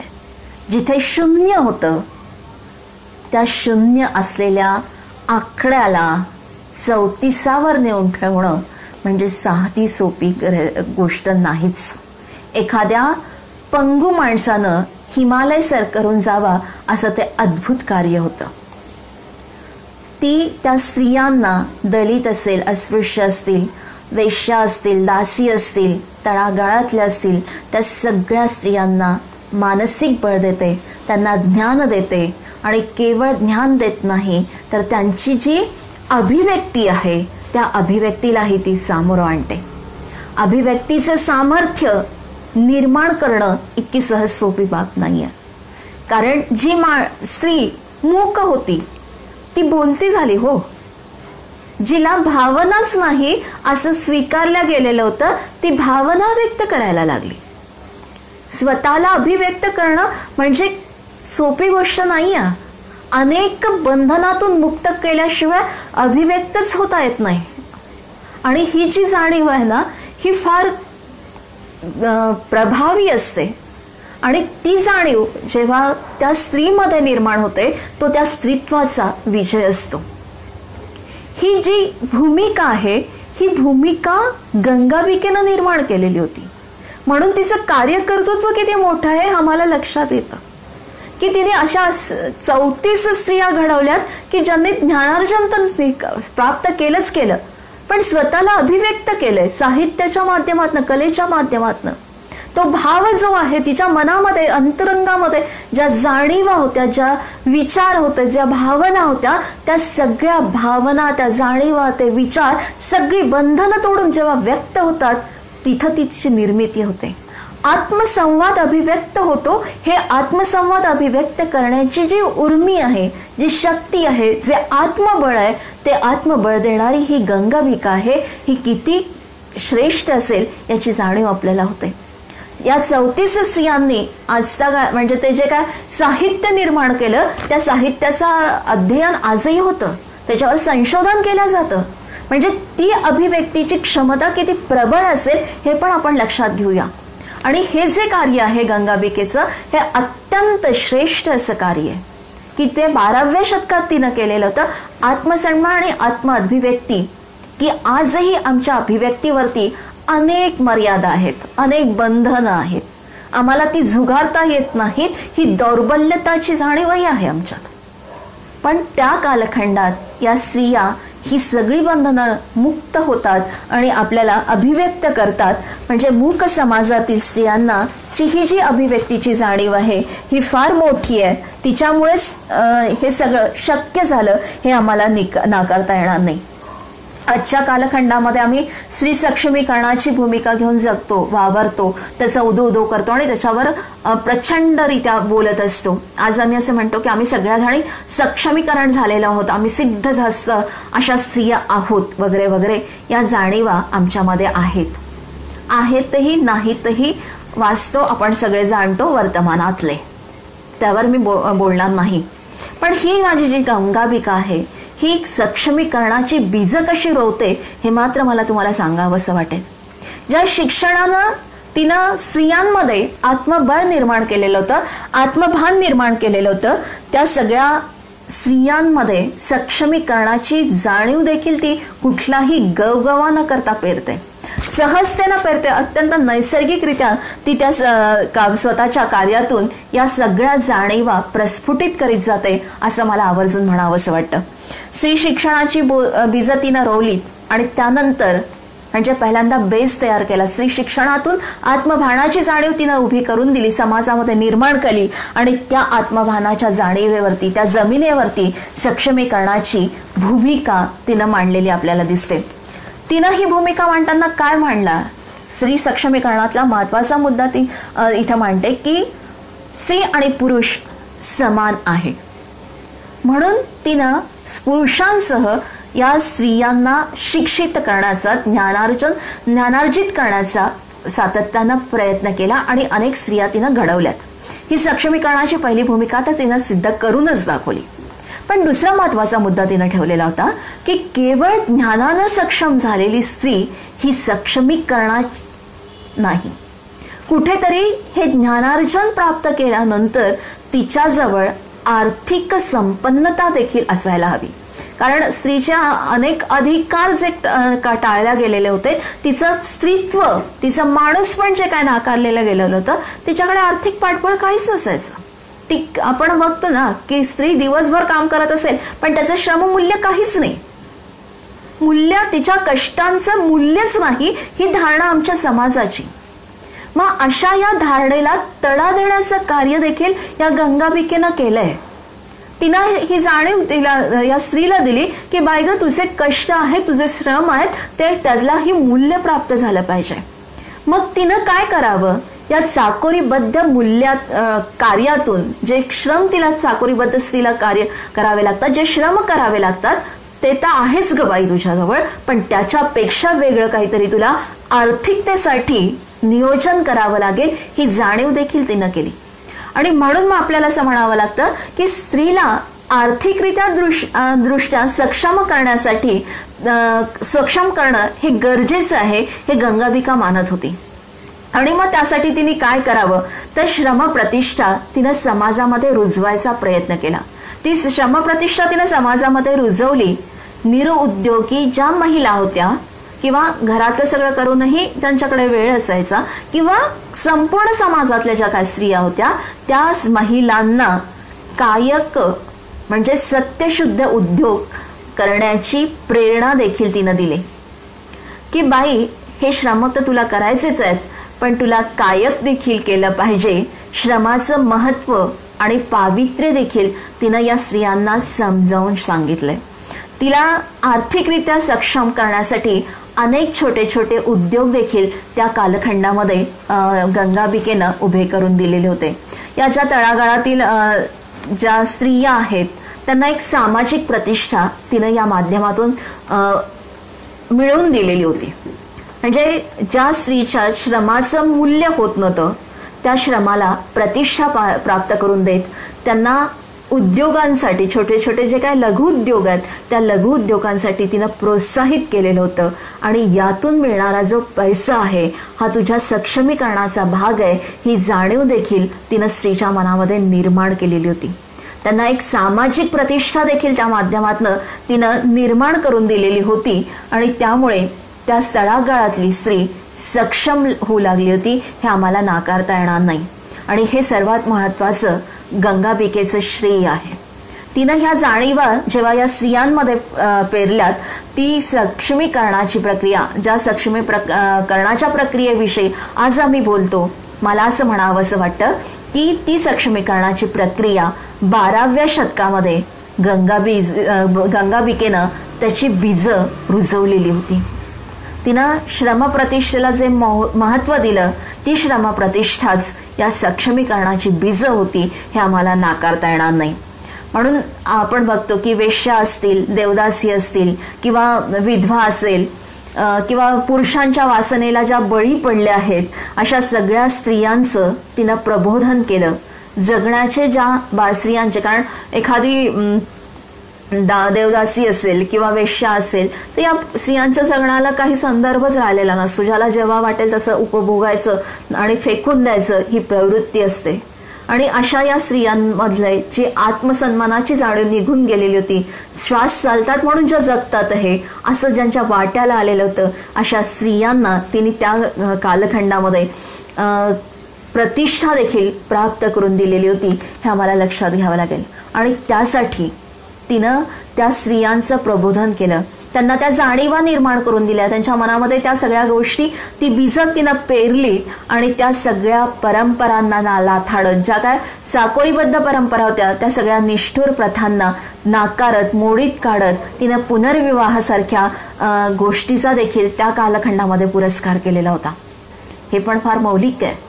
म्हणजे काळाच्या पल्ल्यात जाऊन विचार करणारी ही गंगाबिका होती. आणि त्या गंगाबिकेच्या व्यक्तिमत्वाचं हे महत्त्वाचं वैशिष्ट्य आहे. एक अत्यंत महत्त्वपूर्ण हा आयाम देखील आहे की केवळ आणि केवळ माझ्या काळापुरता ती विचार करत नाही त्या काळाच्या पलीकडे जाणं म्हणजे त्या कालखंडात पुनर्विवाहाची भूमिका स्वीकारणं आणि ती समाजामध्ये रुजवण्याचा प्रयत्न करणं अचंबित करणारं कार्य आहे. पण ते कार्य ती गंगाबिका स्वीकारते आणि त्याचा पुरस्कार ती करते. म्हणून मला असं वाटतं म्हणजे पुनर्विवाहाची जी भूमिका तिनं समाजामध्ये रुजवली ना ती पुनर्विवाहाची भूमिका देखील सक्षमीकरणाचं महत्त्वाचं पाऊल होतं. कुठेतरी तिला तिच्या ज्या काय भावना आहेत तिचे जे काय अधिकार आहेत तिच्या ज्या इच्छा आहेत त्याला पुनर्निर्मित जगण्याची ती संधी होती. कारण त्या कालखंडात आपण बघतो की नवरा मेला की तिचं संपूर्ण आयुष्यच संपलेलं. तो शरीरानं मरून जातो पण ही जगण्यात तसंच मरण अनुभवत असते. अशा स्त्रीला पुनर्विवाहाचा एक संकेत देऊन पुनर्विवाहाची एक जाणीव देऊन एक विचार देऊन पुन्हा जगण्याचं बळ ती देते. तर हे सक्षमीकरण नाही तर आणखीन काय असू शकतं. हे अत्यंत मूलगामी विचारांचे आयाम तिच्या व्यक्तिमत्वामध्ये होते हे आम्हाला नाकारताच येणार नाही. ज्ञानोदयासह आणि अन्नदानसह तिनं साहित्य निर्मिती देखील केलेली आपल्याला दिसते. तिचे गंगाप्रिय कुंडल संघ हे वचनांकित उपलब्ध आहेत. या संदर्भात असंही म्हटलं जातं की तिने हजारोनी वगैरे सगळे वचन निर्माण केलेत वगैरे, पण परिस्थितीनुसार म्हणा किंवा वास्तवामध्ये आपल्याकडे तितकेसे ते उपलब्ध नाहीत. फार कमी तिचं असं साहित्य आपल्याला उपलब्ध असलेलं दिसतं. पण ज्या लोककल्याणाच्या जाणीवेनं तिनं आपल्या साहित्याला निर्माण केलेलं होतं, म्हणजे तिच्या साहित्याचा जेव्हा आपण वेध घेतो ना, तर त्याच्यात देखील लोककल्याणाची जाणीव आपल्याला जाणवते. एक ध्येयांकित असं साहित्य निर्माण करणारी ही स्त्री होती, हेही आपल्याला नाकारता येणार नाही. म्हणजे मी ही भूमिका ठेवते की लोककल्याणाचा विचार करणारं किंवा ध्येयानं अंकित झालेल्या साहित्याची निर्मिती करणं किंवा साहित्याचा गाभा, म्हणजे गंगाबिकेच्या साहित्याचा गाभा जर काय असेल तर ध्येयासक्ती होती. आणि ही ध्येयासक्ती ती आपल्या साहित्यातून व्यक्त करताना दिसते. तिची जी वचनं आज आपल्याकडे काही उपलब्ध आहेत त्याच्यातले एखाद दुसरं वचन मी तुम्हाला लोकांना सांगू इच्छिते की हे सगळं साहित्य निर्माण करताना तिच्या खाजगी जे वैयक्तिक जीवन आहे त्या वैयक्तिक जीवनाला धरून देखील त्याच्या साहित्याची निर्मिती आहे. तिच्या जगण्याचा मी मागा उल्लेख केलेला होता की 2 शरीर आणि 1 मन झालेलं आहे. हे महात्मा बसवेश्वर आणि गंगाबिका हे 2 शरीर असूनही एक मन जी आहे, ही जी एकात्मता आहे, ही एकरूपता आहे, ही जी समरसता आहे, ती समरसता देखील तिच्या साहित्याचा गाभा आहे. ही समरसता साहित्याचा गाभा आहे असं म्हणते कारण काय की महात्मा बसवेश्वरांविषयीची जी निष्ठा तिच्या मनामध्ये आहे, जी श्रद्धा तिच्या मनामध्ये आहे, जो आदर तिच्या मनामध्ये आहे, केवळ एक व्यक्ती म्हणून नव्हे तर त्यांच्या कार्यकर्तृत्वाचा जो आदर आहे, त्या कार्यकर्तृत्वाची जी च्या प्रती जी निष्ठा आहे, ती जी ध्येयासक्ती आहे, ती ध्येयासक्ती, ती अनिष्ठा, तो आदर तिच्या साहित्यातून आविष्कृत होत जातो. आणि ही निर्मिती करताना मी मागाही उल्लेख केला की एक वैयक्तिक संदर्भ पण तिच्या या निर्मितीमध्ये येतात. पुत्रवियोगाचं दुःख आपण सगळे जाणतो की एकुलता एक पुत्र तिचा मृत्यू पावतो आणि त्याची अभिव्यक्ती पण ती करते ना की एक ओसाड प्रदेशातून आलेल्या वाघानं माझं कोवळं पाडसं भक्षिले हो, ही तिची वेदना आहे.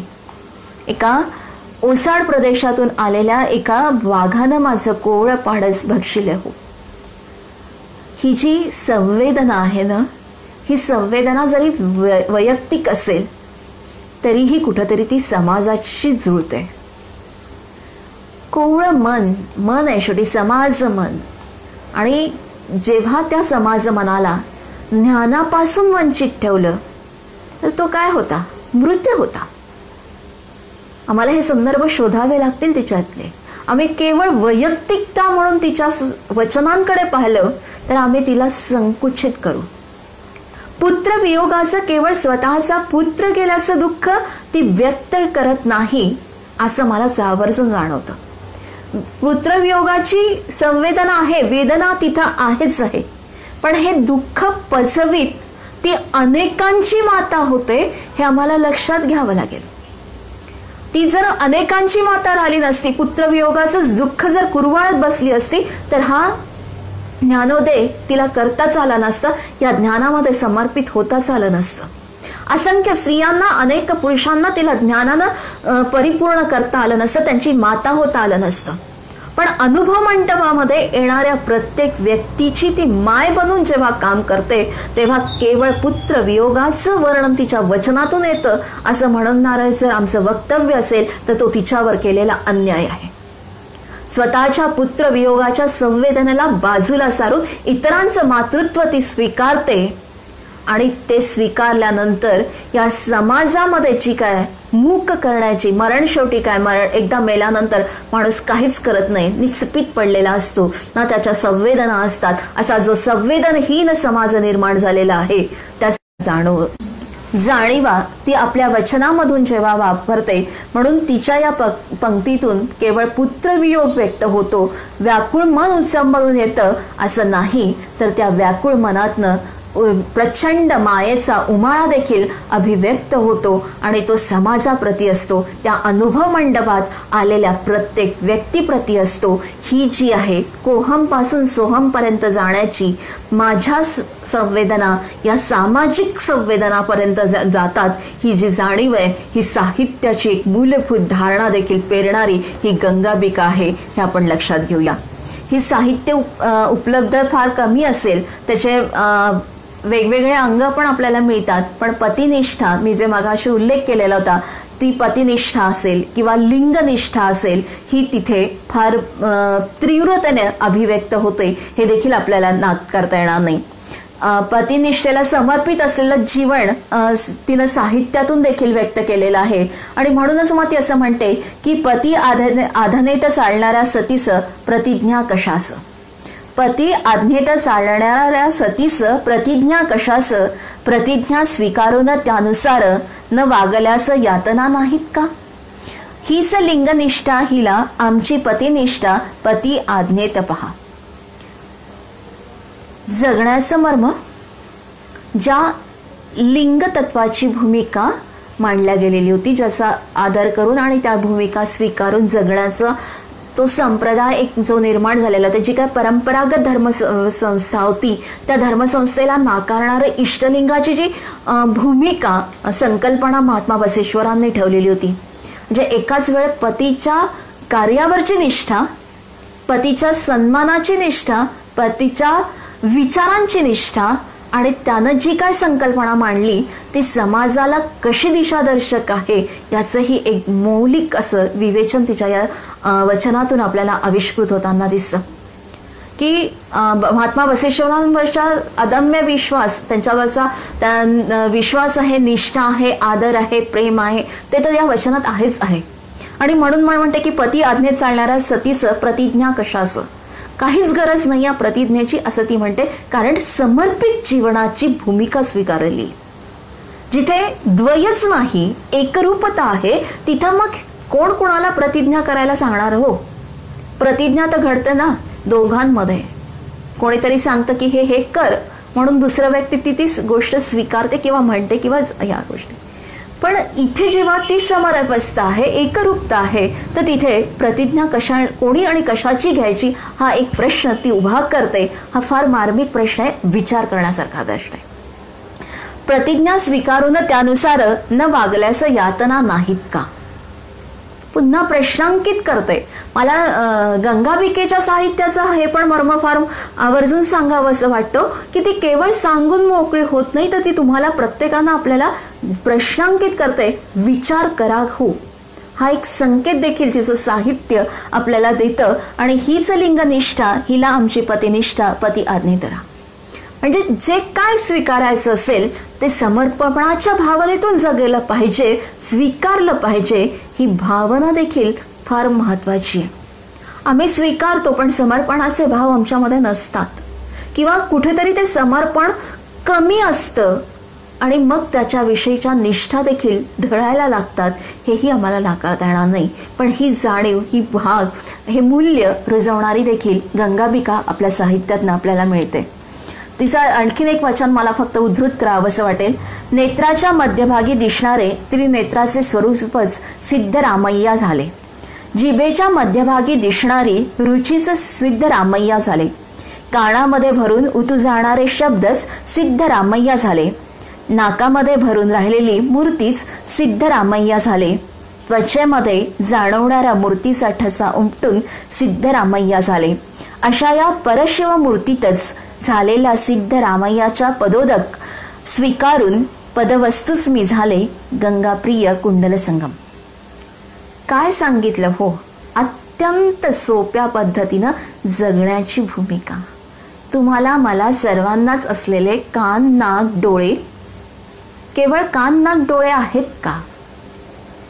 त्या सगळ्या संवेदना आहेत. कानानी काय आहे, नेत्रांनी येणारी संवेदना काय आहे, कानातून येणारी संवेदना काय आहे, नाकातून येणारी संवेदना काय आहेत. या संवेदना आणि भावना आहेत. आणि या संवेदना आणि भावना यांचा जेव्हा आपल्याला मेळ साधता येतो ना, तेव्हा मग आपण काय होतो हेही ती स्पष्टतेनं सांगून जाते. केवळ तेवढं सांगत नाही तर ती जी लिंग, इष्टलिंग जी संकल्पना आहे त्यातला जो आदरभाव आहे, हा आदरभाव पण कसा निर्माण होतो आणि मग तिथं तुम्ही त्या ज्या जसं महात्मा फुल्यांनी निर्मिकाची संकल्पना सांगितली आणि इष्टलिंगाच्या संदर्भात म्हटलं जातं की माणसाच्या जगण्याचं तत्व सांगणारी ती तुमच्या माझ्या शरीरात निर्माण होणारी ती संकल्पना आहे. तिला जसं आम्ही देव म्हटलं की एक वेगळी मूर्ती आणि उभी करून आणि मग तो आमच्यापासून दूर असतो आणि त्याचं दैवत्व जे आम्ही म्हणतो ती संकल्पना या इष्टलिंगामध्ये नाहीच आहे. तुमच्या माझ्या जगण्यामध्ये म्हणजे शरीरामध्ये जी काय रासायनिक संपूर्ण प्रक्रिया घडत जाते, जे सगळे आंतरस्त्राव निर्माण होतात, आंतरक्रिया प्रक्रिया घडत जातात, त्यातनं आमच्या मेंदूला जे काय संकेत मिळतात, या सगळ्या वातावरणातून ज्या वेव्ज आम्ही ऍक्सेप्ट करतो आणि त्यातून सगळे जे काय आपले क्रियाकल्प चालत असतात, या सगळ्या ज्या जाणीव आहेत, याला आधुनिक शास्त्र आपण जे म्हणतो त्या शास्त्राला अभिव्यक्त करणारी ही इष्टलिंग संकल्पना आणि त्या इष्टलिंग संकल्पनेला ही गंगाबिका तुमच्या माझ्या जगण्याचे दैनंदिन जगण्याचे कार्य म्हणजे शरीर सगळ्यांनाच आहे आणि त्या शरीरातले जे सगळे अवयव आहेत त्या अवयवांचा दाखला देऊन एक जगण्याचं नव्हे ज्याला आपण अध्यात्म म्हणूया त्या अध्यात्माचं एक मर्म सांगून जाते की जे जगण्यामध्ये असायला हवं. तिला जे शेवट म्हटलंय की अशा या परशिव मूर्तीचं झालेल्या सिद्धरामयाच्या पदोदक स्वीकारून परवस्तूच मी झाले. ही आत्मसमर्पणाची ते दुसरं नाही, माझ्यापेक्षा वेगळं नाही हे तत्व ते सांगते. जिथं ही समरपस्था असेल तिथे पराकोटीची आध्यात्मिकता असते. द्वैत जिथं संपतं तिथे मग आजच्या संकल्पनेनं मुक्ती वगैरे जे काय किंवा ईश्वरत्व प्राप्त होणं वगैरे हे ज्या काय संकल्पना आहेत त्या. पण इथं तिने जो संदेश दिलेला आहे कशानं मी परवस्तूचं मी झाले हे जे म्हणते ती जी आत्मसमर्पणाची जाणीव आहे किंवा विलीनतेची जाणीव आहे, एकरूपतेची तादात्म्याची जी जाणीव आहे, ही अद्वैतत्वाची जाणीव होणं फार गरजेचं आहे. हे अद्वैत जेव्हा निर्माण होतं ना मग ते तुमच्या कार्याप्रती असोत तुमच्या जगण्याप्रती असोत तेव्हाच माणसाला यशस्वी होता येतं. एक अनेक सकारात्मक जाणीवा तेव्हाच तुमच्यामध्ये उत्पन्न होऊ शकतात की जेव्हा तुम्ही त्या सगळ्या गोष्टीप्रती तंद्रूप होता, एकरूप होता, तादात्म्य पावता. जिथे द्वय येतं ना तिथे संघर्ष येतो आणि जिथे द्वय आला, संघर्ष आला, अविश्वास येत जातो आणि मग तिकडं सगळं दूर दूर होत जातं. हे एक मार्मिक तत्व देखील ती सहजतेनं आपल्या साहित्यातून वाटते. तिच्या साहित्याचं विश्लेषण करताना उंची सांगताना मला हे जाणवतं, सातत्यानं जाणवत राहतं की अत्यंत दैनंदिन जीवनातील जे तुम्ही मी सतत अनुभवत असतो अशी दाखले घेत घेत जगण्याचं मौलिकत्व नव्हे जगण्याचे अनेक संदर्भ उकलून दाखवणारे तिचे वचन आहेत की जे आम्हाला दिशा देतं, मार्ग देतं. आणि अशा या सगळ्या गोष्टीतून आमच्या समोर ही गंगाबिका जगण्याचे संदर्भ, जगण्याचे मर्म ठेवत जाते आणि मग तिच्या साहित्याला जगण्याची कशी धार होती हे देखील स्पष्ट होत जातं. ही सगळं कार्य म्हणजे मी आत्तापर्यंत जे काय सांगितलं ना हेच फक्त गंगाबिकेचं खूप मोठं कार्य आहे असं नाही. हे फार वरवरचं होतं. जसं हिमखंडाचा वरचा सुळका दिसतो पण तेवढाच तो हिमखंड नसतो, तो आतमध्ये खूप विस्तारित झालेला असतो, त्याचं विस्तारणं फार मोठं असतं. असं हे विस्तारणं गंगाबिकेच्या कार्याचा विस्तीर्ण पट हा आत्ता सुरू होतो. ही गंगाबिकेची फार वरवरची लक्षणं होती, वरवरची अंग होती, तिच्या व्यक्तिमत्वाचे हे वरवरचे आयाम होते. पण गंगाबिकेचं समर्पित जीवन कुठं होतं तर ते आत्ता आपल्याला लक्षात येईल की या सगळ्या कार्याचं मोठेपण इथे नाही. पतिनिधनानंतर गंगाबिकांनी तिच्या पतीचं जे कार्य होतं महात्मा बसवेश्वरांच्या कार्याच्या पूर्तीसाठी म्हणजे जी काय बीज त्यांनी रोवलेली होती त्या कार्याला म्हणजे पुढे नेण्यासाठी त्याची परिपूर्ती करण्यासाठी समर्पित करणारी तिचं जीवन होतं हे आम्हाला लक्षात घ्यावं लागेल. आणि म्हणून समर्पित जीवनाची ती समिधा आहे हे मी वारंवार म्हणते. महात्मा बसवेश्वरांनी सुरू केलेली चळवळ ती रक्षण आणि संवर्धन करताना ती स्वतःचा प्राण देखील अर्पित करते. म्हणजे महात्मा बसवेश्वरांनी जी चळवळ उभी केलेली होती समाजामध्ये, ही समाज क्रांती जी काय निर्माण केलेली होती त्या सगळ्या परिस्थितीशी ती तिचं संरक्षण करते, त्याच्याशी लढते. म्हणजे या सगळ्या परिस्थितीशी लढणारी ती रणरागिणी होती. त्या रणरागिणीप्रमाणे तिनं लढाही दिलेला होता आणि दलित अस्पृश्य असणाऱ्या समाजांसाठी, अनाथांसाठी उदंड उमाळा असलेली ही गंगाबिका होती आणि ती दृष्टांविरुद्ध लढते. ती जेवढी या सगळ्या समाजाप्रती, जो उपेक्षित समाज आहे त्या समाजाप्रती कनवाळू होती, अत्यंत मायाळू होती, दया तिच्या मनामध्ये भिनलेली होती.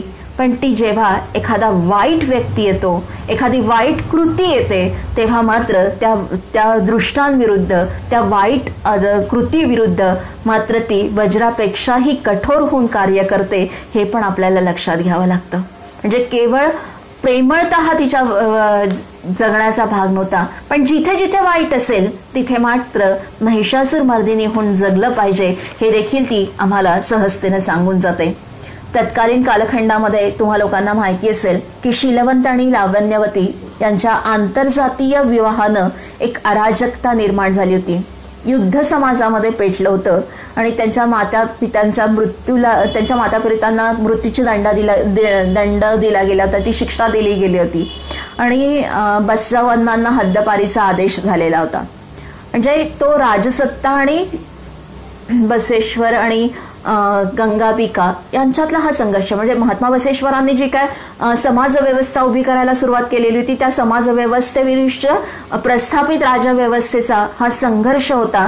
आणि या संघर्षामध्ये जेव्हा बसेश्वरांना हद्दपार केलं जातं तर जेव्हा नायकच कुठेतरी हद्दपार झाला आहे, नायकच नाही आहे, तेव्हा ती चळवळतं मग सगळी विखुरली जाते आणि अशा वेळेस गंगाबिका पायरून उभी राहते. हे तिच्या व्यक्तिमत्वाचं महत्वाचं पैलू आहे, हे मला आवर्जून सांगावंसं वाटेल. इथं खरी आम्हाला गंगाबिका मिळते. ही सगळा तो जो काय शरण आणि सैनिक यांच्यातला जो संघर्ष होता, त्या संघर्षामध्ये वचनाचं जे भांडार आहे, जी काय वचनांची निर्मिती झाली होती, हे वचन साहित्य जे होतं त्या भांडाऱ्यास सनातन्यांनी संपवण्याचा प्रयत्न केलेला होता. आपण बघतो नेहमी, म्हणजे आपल्याला तुकारामांचं उदाहरण घेता येईल की तुकारामांच्या गाथेविषयी असं म्हटलं जातं ना की त्यांची गाथा ही चंद्रभागेत बुडवल्या गेलेली होती, पण ती तरली वगैरे, हे नाही मला सांगायचं. पण मला तो संदर्भ द्यायचा आहे की सनातनी प्रवृत्ती जी असते, ही सनातनी प्रवृत्ती जेव्हा त्या प्रवृत्तीला विरोध करणारं बंडाचं विद्रोहाचं एखादं साहित्य निर्माण करतं तेव्हा तिला संपवलं जातं. ही वास्तवता आजही आहे. जो आजही प्रस्थापितांविरुद्ध आवाज उडवतो त्याचा आवाज आजही दाबवला जातो, त्याला चूप केला जातं. मग ते साहित्य असेल किंवा आणखीन काही असेल, अभिव्यक्ती स्वातंत्र्यच नाकारलं जातं. अशा वेळेस त्या कालखंडात देखील जी प्रस्थापित राज्यव्यवस्था होती त्यांचा हा शरणांच्या विरुद्ध संघर्ष झालेला होता. आणि या शरणांनी जे काय वचन साहित्य निर्माण केलेलं होतं की जे वचन साहित्य वेगळी समाज रचना निर्माण करून राहिलं होतं, सगळे वेगळी समाजाची प्रक्रिया निर्माण करून राहिलेलं होतं, त्या साहित्याला संपवण्याचा प्रयत्न तत्कालीन कालखंडामध्ये देखील केला गेलेला होता. आणि हे सगळ्या या आपत्कालीन परिस्थितीमध्ये आपल्याला असं लक्षात येतं की त्या परिस्थितीला तोंड देण्याचं कार्य गंगाबिकेनं केलं. ही शुद्ध परिस्थिती जेव्हा निर्माण झाली ती त्या परिस्थितीला निवळण्याचा प्रयत्न करते की कुठेतरी ही परिस्थिती संपवली पाहिजे असं देखील तिला वाटतं, पण ती संपत नाही. त्यावेळेस चेन्नवसणाच्या नेतृत्वाखाली अक्का नागाई, गंगाबिका, माचीदेव हे वचन साहित्य रक्षणासाठी सिद्ध होतात. म्हणजे लक्षात घ्या, त्या क्षणाला तिनं जे काय पाऊल उचललेलं होतं ते ज्याची निर्मिती केली त्याला जोपासलंही पाहिजे, त्याचं संरक्षणही केलं पाहिजे, ही जाणीव देखील तिच्या मनामध्ये होती. आणि म्हणून या वचन साहित्याला वाचवण्यासाठी, त्याचं संरक्षण करण्यासाठी ती त्या युद्धामध्ये देखील उतरते. आणि जेव्हा माचीदेवांचा मृत्यू होतो तेव्हा ते ताडपत्राचे गठ्ठे पाठीशी बांधून ते त्या एका ठिकाणाहून दुसऱ्या ठिकाणी त्याला स्थलांतरित करत असतात. आणि त्याच्या संघर्षामध्ये, त्या युद्धामध्ये माचीदेव मृत्यू पावतात आणि त्यांना जे वीर मरण येतं तेव्हा या शरण समुदायाचे नेतृत्व गंगाबिका स्वीकारते. हा फार धाडसी निर्णय तिचा होता की समोर मृत्यू दिसतोय, संघर्ष आहे पण त्या स्वतःच्या जीवनापेक्षा या समाजासाठी जे महत्वाचं आहे, हे वचन साहित्य जे महत्वाचं आहे, ते वचन साहित्य वाचवण्यासाठी स्वतःच्या प्राणाची आहुती देण्याचा निर्णय देखील ती घेते आणि याच निर्णयातून या शरणांचं ती नेतृत्व स्वीकारते. ही फार मोठी गोष्ट होती. आणि वचन साहित्य पाठीवर घेऊन म्हणजे सामोरी जात असताना कादरोळी येथे दुसऱ्यांदा पुन्हा युद्ध होतं आणि या युद्धामध्ये म्हणजे गंगाबिका एखाद्या रणरागिणीप्रमाणे लढते. सर्व शक्तीनिशी ती लढते आणि धरार्थी पडते. म्हणजे ज्या शेवटच्या श्वासापर्यंत ती आपल्या कर्तृत्वासाठी, कर्तव्यासाठी, आपल्या कार्यासाठी निधड्या छातीनं सामोरी जाते. हा गंगाबिकेच्या व्यक्तिमत्वाचा महत्वाचा पैलू आहे. आणि ती म्हणजे मृत्यूच्या जबड्यामध्ये खेळत असतानाही आपली कर्तव्यनिष्ठता विसरत नाही, हे आम्हाला प्रामुख्यानं लक्षात घ्यावं लागेल. या कर्तव्यनिष्ठा न सोडणारी ही म्हणून रणरागिणी आहे. आम्ही तर थोडीशी परिस्थिती ओढवली की कर्तव्यापासून दूर जायतो किंवा पळण्याचा विचार करतो, पण अत्यंत बिकट परिस्थितीमध्ये आपल्या कर्तव्याशी एकनिष्ठ होऊन लढणारी ही कर्तव्यनिष्ठेची मिसाल होती, रणरागिणी होती. मतेनं स्वातंत्र्याची जी बीज त्यांनी रोवलेली होती, बंधुतेची जी बीज महात्मा बसवेश्वरांनी रोवलेली होती, त्या सगळ्या बीजांना स्वीकारून त्या प्रतिकार्यनिष्ठतेनं ती जगत होती. वचन साहित्याचं संरक्षणार्थ म्हणजेच मानवमुक्तीच्या यज्ञातील मी असं म्हणते की वचन साहित्य हे केवळ वचन साहित्य नाही, तो मानवमुक्तीचा एक यज्ञ होता, जो की महात्मा बसवेश्वरांनी सुरू केलेला होता. या मानवमुक्तीच्या यज्ञातील समिधाहून इति कर्तव्याची मशाल बनणारी ही गंगाबिका होती, की जी जनकल्याणासाठी, साहित्य आणि संस्कृतीसाठी, शिक्षण आणि समाज सुधारणांच्या कार्यासाठी, मानवी मूल्यांच्या संरक्षणासाठी आणि संवर्धनासाठी मृत्यूलाही हसतमुखानं कवटाळणारी ही रणरागिणी होती. खऱ्या अर्थानं ती मृत्युंजयीच होती. मृत्यूनं ती संपली नाही, आजही ती जिवंत आहे, म्हणून ती मृत्युंजयीच होती, की जिनं 12व्या शतकी बीज लाविले शिक्षणाचे, की जिनं 12व्या शतकी बीज लाविले शिक्षणाचे, श्री दलित वेश्यांच्या उत्थानाचे. श्री दलित वेश्यांच्या उत्थानाचे गुरुमंत्र सांगितला श्रमशक्तीतून आर्थिक उन्नतीचा अन दिला नारा सक्षमीकरणाचा, अन दिला नारा सक्षमीकरणाचा. अशी ही माझी गंगाबिका आजही तुमच्या माझ्यासाठी प्रेरणादायी आहे, आजही ती मार्गदर्शक आहे. म्हणून आजही आम्हाला तिच्या या सगळ्या कर्तव्यनिष्ठतेचा विचार करणं फार गरजेचं आहे. आणि म्हणूनच आज एक छोटासा मी प्रयत्न या गंगाबिकेला मांडण्याचा केलेला आहे. मला माहिती आहे की मी परिपूर्णरित्या गंगाबिकेला न्याय नाही देऊ शकलेली, पण तरीही तिचे जे महत्वाचे काही पैलू अजूनही समाजासमोर आलेले नाहीत, अजूनही तिच्या व्यक्तित्वाची, कर्तृत्वाची, तिच्या कार्याची जी उपेक्षा समाजामध्ये होते, त्याला कुठंतरी न्याय मिळावा याच एका भावनेनं हा संवाद किंवा ही मतं, ही गंगाबिका मी तुमच्यासमोर ठेवण्याचा प्रयत्न केला. आयोजकांनी मला पुन्हा इथे संधी दिली त्याबद्दल मी त्यांचे पुनश्च आभार व्यक्त करते. नमस्कार.